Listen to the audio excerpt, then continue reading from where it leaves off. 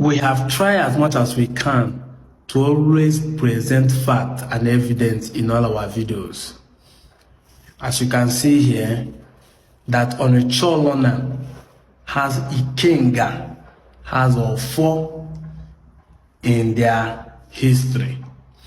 And we are still waiting for those who will come and tell us that it was corrupt to Ofor, or it was the Benin that initiated it and it was corrupt. Because I know Onicha Olana has already been corrupted to homina.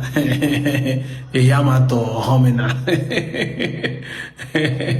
So this is evidence to prove that Onicha Olana is an Igbo community.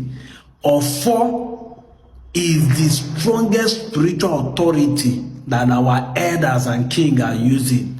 We are going to be proving to them that every of these Echime clan are sons of Igbos, are Igbo communities. Nobody escaped from Ilebino to come and be claiming I ran away as a prince and then I found this place. Nobody.